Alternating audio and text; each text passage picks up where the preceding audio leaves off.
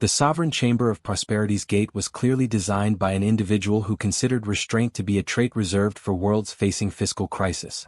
Every surface shone brilliantly with luminescent metals gathered from the inner planets. And the expansive overhead structure, if such a thing existing within a dimensional rift could be termed a ceiling, displayed a live schematic of the entire galaxy, where every star system shimmered like a modest light fixture composed of countless stars. Princess Kelara stood near the edge of the Vhanari representatives and deliberately avoided contemplating how brightly the silver markings on her face must be catching the ambient glow. The left side of her face bore the scars like an atlas of poor decisions, beginning at her temple and tracing a path past her cheekbone down to her jaw, where the tissues had healed into elevations that would have thrilled a cartographer. Her long, elegantly pointed auricles, the only trait distinguishing her lineage from common humanity, twitched subtly as she picked up fragments of discussion from the surrounding groups. Is that the one responsible? Truly a devastating situation, but one would expect superior reconstructive treatment. Hardly appropriate for a treaty of this magnitude.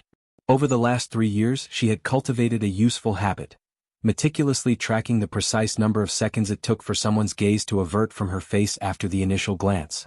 The standing record belonged to Ambassador Threx of the Calidor Union, at $0.7 seconds, a figure almost commendable in its offensiveness. Your Royal Highness, her principal advisor, Minister Vorel, materialized at her side like an unwelcome announcement at a celebration. Perhaps we should position ourselves nearer to the Centauri delegation. They have indicated interest in our mining concessions. They have indicated interest in not looking at me while we discuss our mining concessions, Kelara corrected, observing another group of princesses from the Andromeda sectors sharing a laugh while surrounded by eager aspirants. There is a distinction. Vorel's own ears flattened slightly in distress. The formal proceedings haven't even commenced. Once the introductions begin, everyone will have a perfect vantage point of why the Vhanari Empire's most desirable princess is also its most shunned. She kept her tone light, almost cheerful. It was a strategy she had perfected. Saying the unpleasant truth first somehow made it sting less when others said it. Slightly. The crystalline portals at the far terminus of the throne room parted with a sound like wind chimes experiencing an existential crisis, and the collective drone of the attendees diminished noticeably. The choosing ceremony was about to start, signaling several hours of meticulously scripted diplomatic theater where everyone pretended that advantageous trade relationships were secondary to personal preference. Lord Executor Tyne, whose species matured in reverse and was consequently both ancient and regrettably handsome, floated to the center of the chamber on whatever mechanisms served as his legs beneath his official robes. Esteemed delegates of the Galactic Council, his voice boomed through translation devices in every language simultaneously, a sensory input that invariably caused Kelara a mild headache. We convene for the 83rd choosing ceremony, where covenants of solidarity and alignment shall be established through the sacred tradition of. Someone near the back emitted a disruptive sneeze, interrupting the solemnity. Tyne paused, his face displaying an intricate expression. Through the sacred tradition of partnership selection. Let the presentations commence. The Andromeda sector princesses were first, naturally. They always were. Something about an alphabetical sorting in a written language that predated intergalactic travel. Princess Luz entered the presentation zone, her gown cycling through light frequencies that technically did not exist within conventional space. Within moments, she had drawn a circle of prospective mates large enough to populate a small celestial body. Kelara observed the routine unfold repeatedly. Princess after princess, prince after prince, each immediately encircled by interested parties who foresaw lucrative futures and beneficial commercial compacts.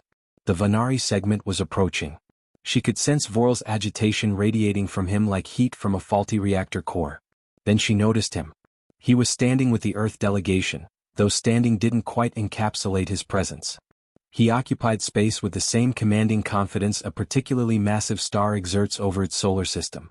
The official summary had identified him as Lieutenant Adrien Castellanos, an acclaimed military officer, a recipient of the Solar Cross Honor, and the owner of a visage that the gossip networks had breathlessly described as capable of negotiating peace treaties single-handedly. They were not wrong.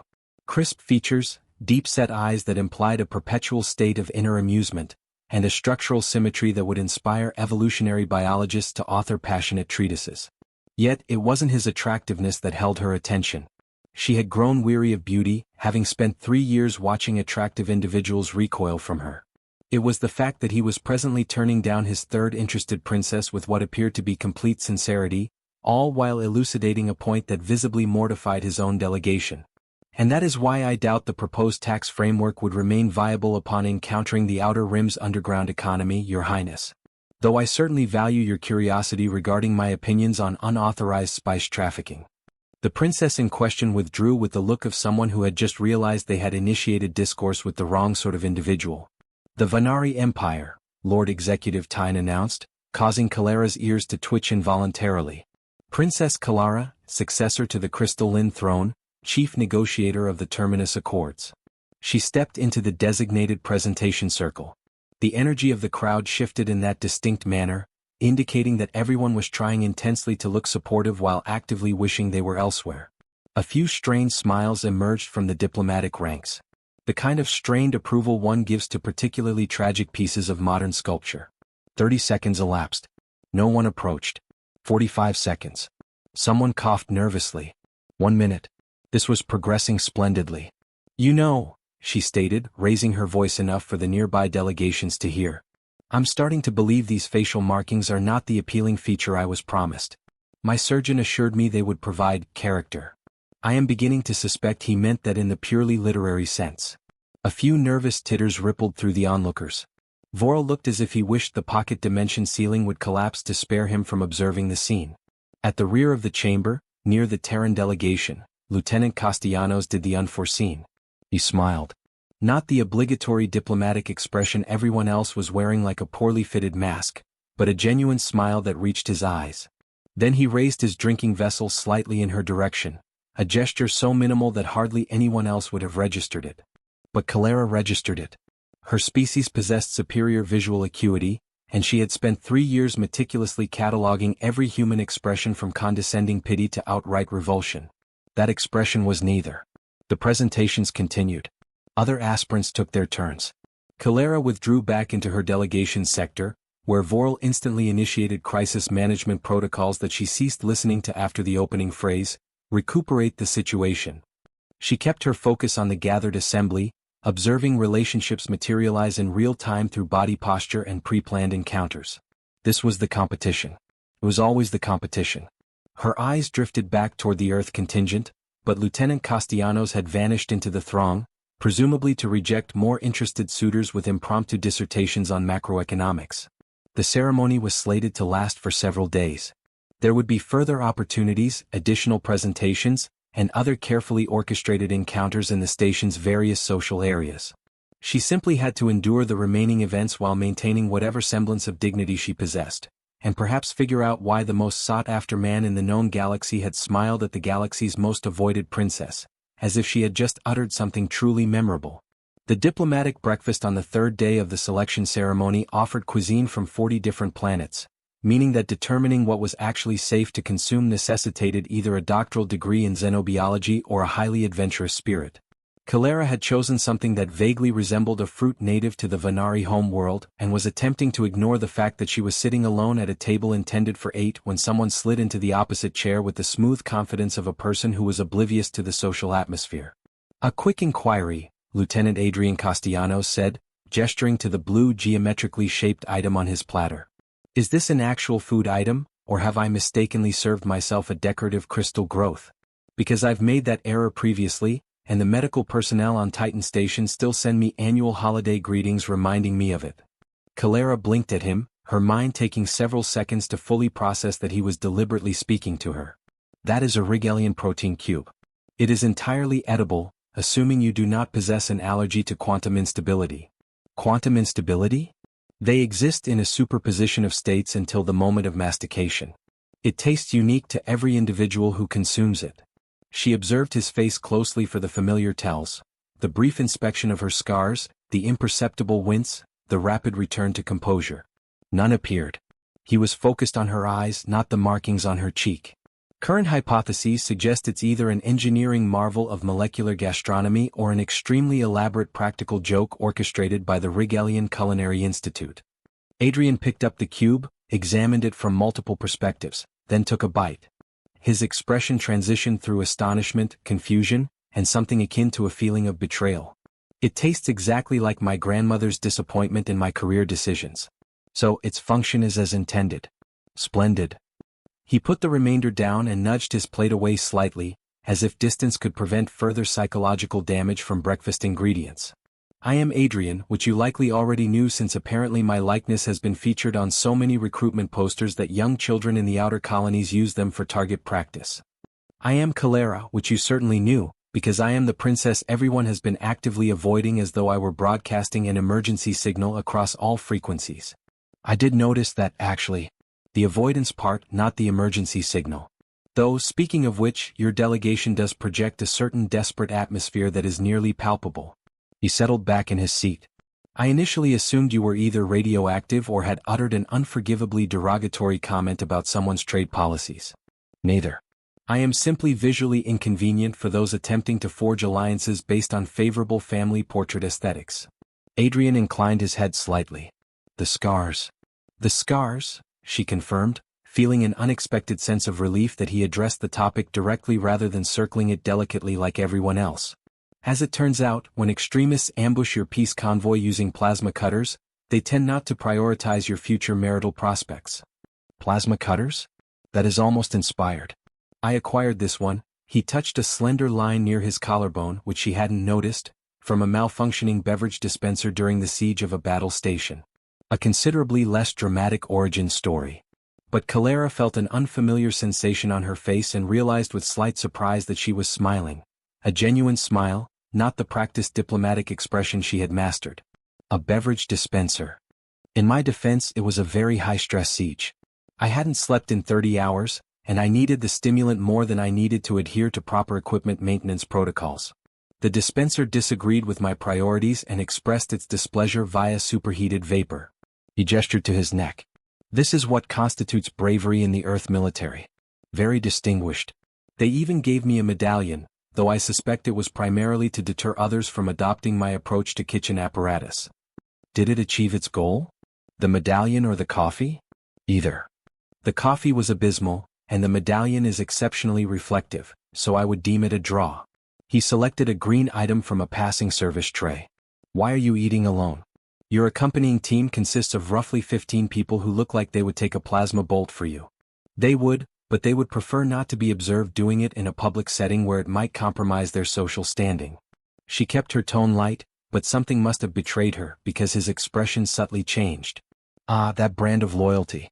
I am familiar with it. It usually precedes someone explaining why they cannot endorse your tactical decisions in front of the oversight committee. You have experience with fair-weather allies. I have experience with individuals who adore your success right up until it becomes detrimental to their own career trajectory. He paused. 3 years ago, I disregarded a direct command during the Ganymede conflict. My superior officer ordered me to fire on what intelligence reported was a military target. I calculated a 73% probability that the data was flawed and that we would be vaporizing a civilian evacuation center. Kelara's ears instinctively pointed forward. You disobeyed. I disobeyed. It turned out I was correct. They were civilians. We saved approximately 8,000 lives. His smile no longer reached his eyes. I lost my entire squad because we were out of position when the actual military target flanked us. Command gave me a commendation and a promotion, and every single person I served with perished because I made the choice to protect strangers instead of following the established strategy. The sounds of the surrounding breakfast faded suddenly. That is not your error. No, because the judicial panel agreed. My commanding officers agreed. Even the relatives of my unit agreed. Everyone very graciously explained that I made the morally correct choice, that losses are inevitable in combat, and that I am a hero. He was now looking at a point past her shoulder. But I still wake up hearing their voices on the communication channel, wondering why we weren't there. Kelara understood precisely what he was leaving unsaid. 3 years ago, I was finalizing a peace agreement between the Vhanari Empire and the Kresh Insurgency. My brother insisted on accompanying me, despite my security team advising against it due to the inherent danger. I assured him it would be fine, that I had negotiated with the Kresh before, that I understood their customs. She subconsciously touched the scar tissue. They ambushed us. Plasma cutters, kinetic weaponry, the full arsenal. My brother positioned himself in front of me when the first volley hit. I survived. He did not. Everyone said I was courageous, that I had done everything within my power, that his self-sacrifice was not my responsibility. But you constantly revisit the moment you told him it was safe to join you. Every single day. They sat in silence momentarily while the choosing ceremony continued its complex progression around them. New pairings were forming. Other conversations were unfolding. Other alliances were being secured with smiles and carefully weighted phrases. So, Adrien stated eventually, we are both highly regarded survivors burdened by a sense of guilt that everyone insists is unfounded, while being showcased as symbols of heroism we're not entirely certain we deserve. That is an accurate summary. And you are managing this by participating in a ceremony where people assess your worth based on whether your face adheres to their aesthetic requirements, while I am managing it by being so physically attractive that people apparently overlook the fact that I have strong opinions on tax regulations. He laughed. Genuine, unrestrained amusement. I have been attempting to discourage attention by discussing economic theory. It is remarkably effective. I have been attempting to discourage attention by possessing visible scars. Also remarkably effective. We should compare notes on avoidance strategies. I believe we just did. A diplomatic assistant approached their table with the demeanor of someone about to deliver universally unwanted information. Lieutenant Castellanos. Princess Kelara. I apologize for the interruption, but there has been a clerical error regarding today's garden excursion. You have both been assigned to Group 7. Adrien looked at Kelara. Is that the group that everyone genuinely wants to be in because it includes the Centauri delegation and the Andromedan royals? Yes. She looked at the assistant. I assume someone will be rectifying this obvious clerical error. The organizing committee has reviewed the assignments and has concluded that random chance occasionally yields unexpected pairings, the aide replied. They have elected to uphold the initial grouping. The tone of the assistant suggested that this random chance was heavily influenced by clerical negligence and possibly a sizable bribe. Once the aide departed, Adrien met her gaze. So, a botanical excursion together. This will either be profoundly awkward or inadvertently fascinating. Given our respective track records at this assembly, I estimate a 73% chance of awkwardness. That is remarkably precise. I have a knack for probability. It's human expressions that I find challenging. Well then, Adrien rose and extended his hand in a gesture that was likely intended to be ironic, yet somehow lacked cynicism. Let us proceed to be awkward amongst the flora. I pledge to only initiate a lecture on fiscal theory if the conversation deteriorates into true desperation. Kelara accepted his hand, feeling the callous texture that implied his military rank was earned through practical experience rather than simply his appealing bone structure. I will endeavor to keep my opinions regarding cross-sector trade agreements to myself. Now you are simply being unrealistic. They walked toward the vehicle that would transport them to Prosperity Gate's renowned Nebula Gardens, where exotic plant life from across the galaxy flourished within carefully controlled atmospheric enclosures, and where Kelara was about to spend several hours with the only individual at the entire function who had looked at her and apparently perceived something beyond damaged goods or a political liability.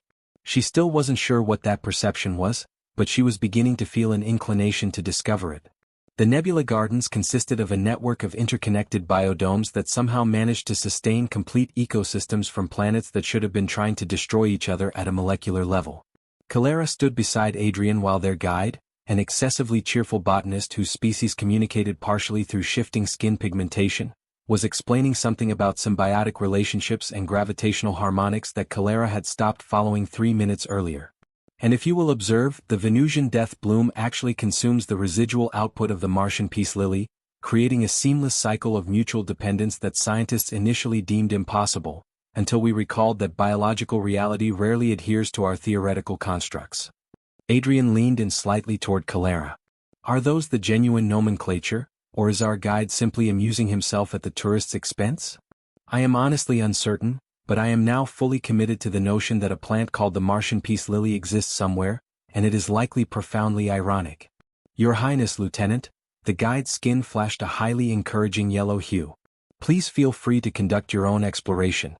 Group 7 has exclusive access to the entire Epsilon wing for the next 2 hours. The plant life is mostly non-sentient.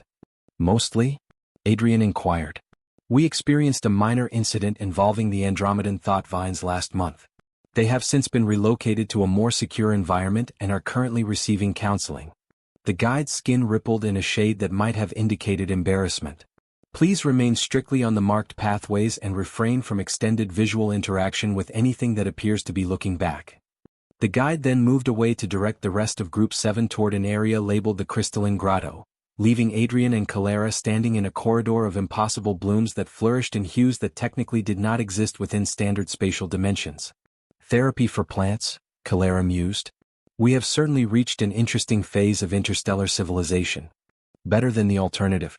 I once reviewed a report about a species that achieved faster-than-light capabilities before mastering fundamental agriculture. They ultimately resorted to trading advanced military technology in exchange for processed nutrient packets. He started along a winding track between luminous ferns. Your people actually averted a similar crisis, did they not? The Terminus Accords. She followed, her elongated ears detecting the subtle vibration of the environmental systems maintaining 17 distinct atmospheric compositions concurrently. We successfully prevented 4 separate sectors from initiating hostilities over resource extraction rights. Yes. It turns out that when you are negotiating with groups who have been warring for 3 generations, they are less inclined toward compromise and more interested in any pretext to perpetuate old animosities. But you secured their agreement nonetheless. I was able to demonstrate that continuing the conflict was fiscally more detrimental than dividing the resources. It was not a grand act of noble diplomacy. It was simply applied mathematics coupled with effective public relations. Mathematics that, according to the economic forecasts I reviewed, preserved roughly 50 billion lives across those sectors. Kelara halted. You actually read the economic projections attached to the Terminus Accords? I was bored during a 6-week deep space patrol, and your negotiations were the only compelling news in that quadrant. Furthermore, I struggle with sleeplessness, and trade agreements are notably effective at inducing rest. He touched one of the blossoms, which instantly retracted and released a brief burst of shimmering spores. Except your work was genuinely captivating. The ingenious way you structured the resource apportionment to accommodate each species' specific biological requirements while ensuring everyone believed they had secured a victory, that was genuine artistry disguised as bureaucracy. I believe you may be the only individual in the galaxy who has ever categorized my trade negotiations as art. Most people are fools, he stated matter-of-factly, as if it were a simple, verifiable observation. They look at you, see the scars, and instantly make assumptions about your competence. They look at me, see someone who conforms to their aesthetic ideals, and assume I have nothing but empty space between my ears and good bone structure. Are you empty space? Mostly, but it's exceptionally well-organized empty space with firm convictions regarding monetary policy. He grinned. The truth is I despise being here. The choosing ceremony, all of it. It is merely people exchanging their futures like tradable assets while pretending it's about genuine connection or affection or whatever fiction they've managed to convince themselves makes it palatable. Then why did you attend? His expression darkened. Something heavier crossed his eyes. Because Earth Command strongly suggested that a successful alliance achieved through this ceremony would be advantageous for my career rehabilitation. Apparently, being the tragic hero who rescues civilians but loses his unit makes me either a liability or a valuable asset, depending on the narrative they can construct. And right now they prefer asset. They are utilizing you. They are using everyone. That is precisely what this spectacle is, he affirmed, gesturing toward the surrounding gardens. These magnificent plants, engineered to survive in fundamentally impossible conditions. We are all just ornamental components in someone else's political strategy, growing in environments that should rightfully destroy us but do not, because someone decided we were worth preserving. Kelara felt her ears droop slightly, an involuntary physical reaction to recognizing a truth she had actively avoided. My own advisors conveyed the identical sentiment. That my attendance here was vital for the Vhanari Empire's public image, to demonstrate strength even after the assault. To show that I could still fulfill a purpose despite, she gestured toward her face. Despite not conforming to the aesthetic requirements for conventional alliances. What did you tell them? I told them I would attend and smile and perform my duty as I always have. Because that is what princesses do when their brothers die protecting them, and they are unsure how to process the overwhelming guilt. So, they simply keep moving forward, hoping that eventually, it begins to feel like living instead of merely continuing to exist. The words emerged sharper than she had intended, piercing through her customary careful control. Adrien did not flinch from her intensity. Instead, he seated himself on a stone bench overlooking a small, tranquil pool filled with fish that swam in complex, synchronized mathematical formations. Following the Ganymede incident, I was mandated to undergo 3 months of psychological assessment, he recounted. In every session, the counselor would prompt me to articulate my emotions, to process my trauma, to accept that I had faced an impossible choice and that sometimes there is no morally sound outcome. He continued, I would sit there, agree, provide the expected answers, and gradually persuade everyone that I was recovering. He picked up a small stone and tossed it into the pond, disrupting the synchronized movement of the fish. But I wasn't. I was merely becoming proficient at deception. Kelara took a seat next to him. What brought about the change? Nothing has changed. I am still engaging in pretense. I am simply more transparent about it now. He turned to her, genuinely observing her in a way that made her feel both vulnerable and anchored. You are the first person I have encountered here who feels authentic. Everyone else is performing. You are performing as well, but at least you acknowledge it. That is arguably the most depressing compliment I have ever received. I am working with constrained resources. These gardens are intensely romantic, but I am emotionally inaccessible, and you are dealing with trauma, so we are making the best of the situation. She laughed, surprising herself. Is this what passes for interpersonal connection in your experience? Honestly, I have no idea. My last relationship concluded when she realized that dating someone afflicted with survivor's guilt and a collection of military decorations was less appealing than she had initially imagined. It turns out that brooding in an attractive manner only retains its charm for approximately 3 months before it simply devolves into clinical depression enhanced by good ambient lighting. My last relationship ended when he saw my face after the assault and suddenly recalled having extremely pressing obligations in a different sector. He sent a heavily apologetic message, explaining that he deeply valued our history but could not foresee a future given my altered circumstances. Altered circumstances. That's a creative euphemism for severe traumatic scarring. I thought so too. Extremely diplomatic. I replied by thanking him for his candor and suggested he invest in a reflective surface to practice his personal reaction to adversity. Did he reply? He terminated my communication access and married someone from the Centauri delegation 6 months later. Adrien emitted a sound that was either an expression of commiseration or suppressed laughter. We are both catastrophes. Absolute catastrophes, she concurred. You are present because your command structure aims to restore your public perception. I am present because my empire needs to prove my continued suitability despite failing to meet conventional standards of beauty. And here we sit in a carefully constructed garden designed to demonstrate impossible resilience, discussing our respective emotional dysfunctions. When you phrase it that way, it sounds almost lyrical.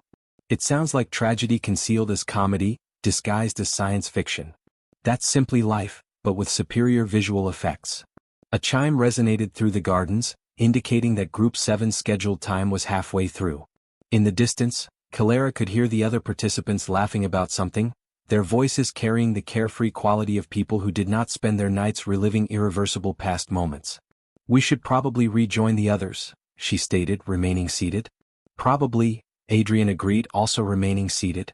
They lingered for another moment. 2 individuals who had endured things they should not have, sitting in a garden filled with plant life doing the exact same thing. Neither was quite ready to return to the elaborate performance the rest of the ceremony demanded. Adrien. Yes. Thank you for not pretending my scars are invisible. Everyone else either stares openly or actively avoids looking. You simply acknowledged them and moved on. Kelara. Yes. Thank you for not assuming my face implies I lack intelligence. Everyone else either desires me because of it or ignores everything I say because they assume I am purely ornamental. We are both fundamentally emotionally stable individuals engaged in a very typical exchange. Unquestionably. This is behavior indicative of excellent mental health. They rose together and began walking back toward the area where the group was reconvening. Neither of them mentioned that something had shifted between breakfast and this moment. That finding someone who understood the unique burden of survival when others did not had forged a bond that neither had anticipated and both desperately needed. The emergency alarm that interrupted the final gala was the type of piercing sound designed to induce immediate hysteria while also being profoundly irritating. Kelara's ears flattened against her head as the automated voice instructed all attendees to proceed to designated secure zones in an orderly manner, a directive that everyone instantly disregarded in favor of a frantic rush toward the exits. I am experiencing significant déjà vu, Adrien commented, appearing at her side with the composure of someone well practiced in emergency evacuations. Except the last time, There wasn't a string quartet continuing to play through the siren. They are truly devoted to their craft. Kelara scanned the chaotic crowd, her negotiator's intuition analyzing the panic patterns. This does not feel like a practice drill. That is because it isn't. Commander Yates of the station security force pushed his way through the crowd toward them, his expression suggesting his evening had just become exponentially worse. We have detected an unauthorized energy signature in the lower levels. The pattern aligns with known extremist weapon configurations. Kelara's body went cold. Which extremist organization? The same group that attacked your convoy 3 years ago. The Kresh Insurgency. Adrien's hand instinctively moved toward the area where his sidearm would be if this were a military facility instead of a diplomatic gathering. Target? We are not yet certain, but given the people here tonight, Yates gestured to the assembled galactic dignitaries, they have approximately 50 priority targets to select from. We are attempting to evacuate without causing a mass panic that results in more fatalities than whatever they are planning. They will not target the general crowd, Kelara stated, her mind already cycling through the tactical schematics she had obsessively studied following the attack. The Kresh operate strategically. They want to reignite the conflicts that the Terminus Accord successfully concluded. They will target specific individuals whose demise would destabilize the peace. Like you? Adrien asked quietly. Like me and the other chief negotiators who signed the accords. Ambassador Threx is present. As is Minister Vorel. And, she paused, her ears straining forward, the signing ceremony. They are going to strike during the formal signing ceremony when all the selected couples make their public declarations. Maximum symbolic impact. Maximum attrition among the architects of the alliance. Yates was already speaking into his communicator.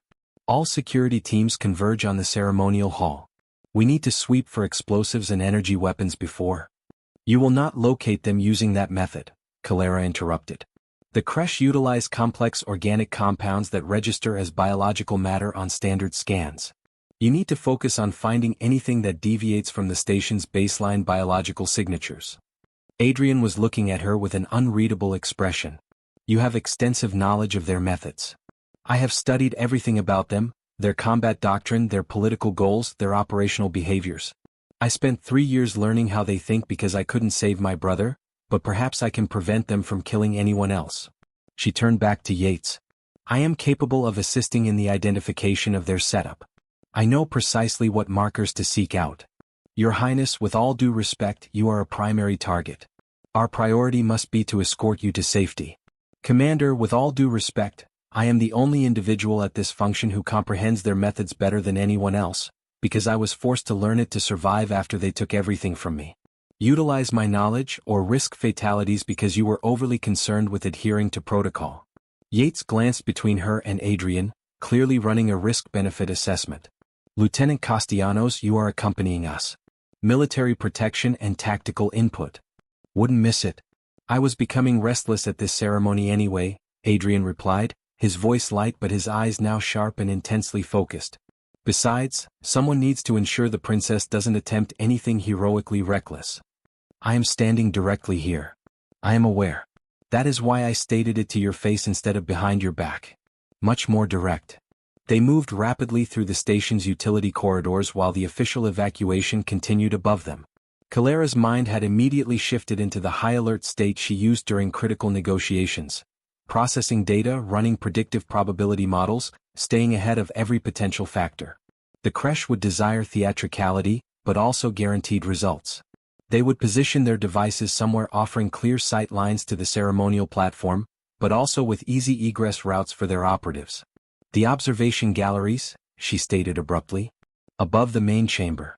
They overlook the signing podium and are accessible via maintenance shafts that are not marked on the public maps. They reached the galleries to find station security already examining what appeared to be decorative planters placed along the balcony railing. However, the plants seemed wrong, too uniform, too deliberately positioned. And when Kelara inspected them closer, the soil matrix did not match anything that could sustain actual biological life. Those are not planters, she declared. They are shaped charges disguised to appear organic.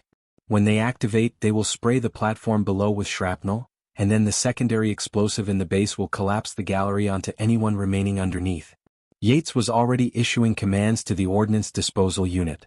We must clear the hall and neutralize these simultaneously. if they are networked and one detonates.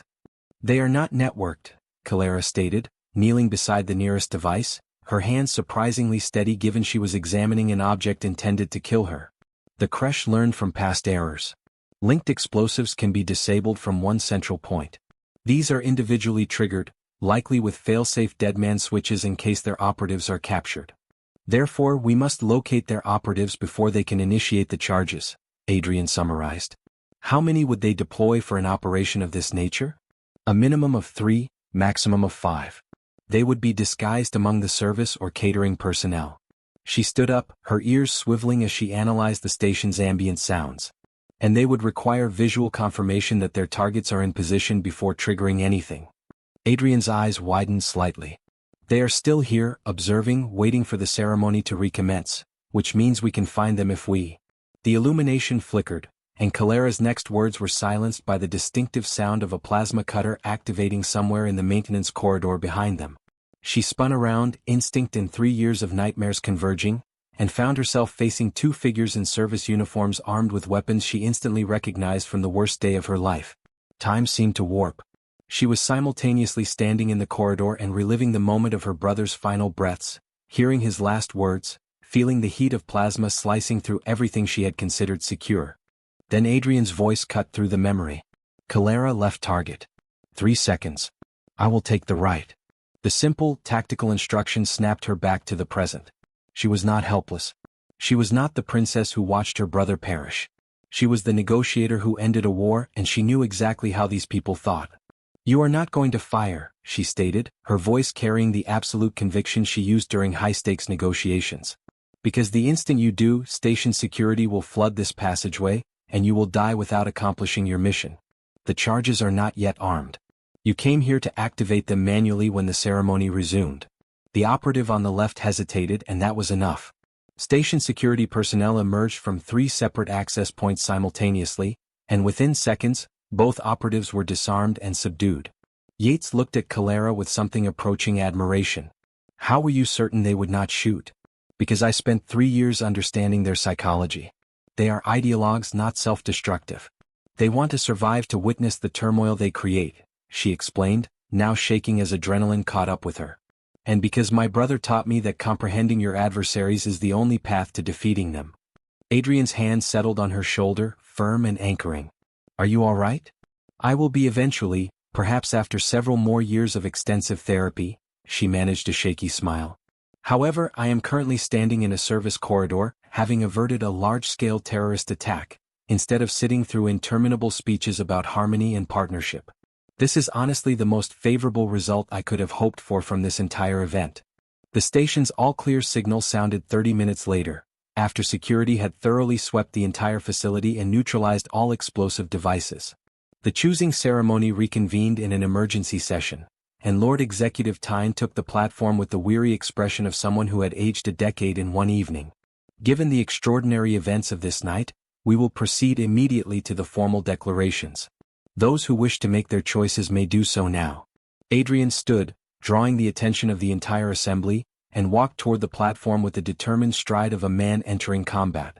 I select Princess Kelara of the Vhanari Empire. The room fell silent. Kelara felt every eye on her, including those that had deliberately avoided her for days.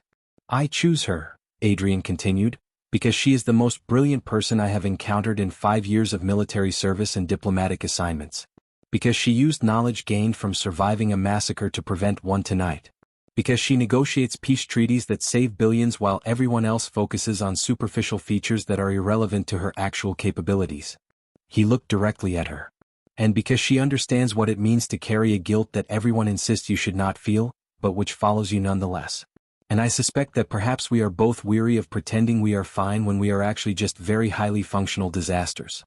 The assembly responded with various noises of astonishment, confusion, and in a few cases what sounded like approval. Kelara stood, her legs somehow working despite feeling numb, and joined him on the platform. I accept, she stated, raising her voice to project across the hall. I accept because he is the first person at this ceremony who treated me as a capable human being instead of a political liability or an object of pity. Because he understands that being celebrated for surviving does not actually mend the part of you that wishes you could have rescued the people who did not. She allowed herself a small genuine smile. And because, while he has atrocious taste in breakfast foods, he possesses impeccable timing when confronting armed extremists. That is the most romantic sentiment anyone has ever expressed regarding my tactical decision-making, Adrien murmured. I am working with limited material. You are emotionally unavailable and I am traumatized, remember? Right. But perhaps we can try to figure it out together. That is a terrifying proposition. It is the only one I am offering. She took his hand in front of the entire Galactic Council, in front of everyone who had spent days avoiding her, and felt a sensation that might, eventually, evolve into hope. Then I suppose we had better make it work.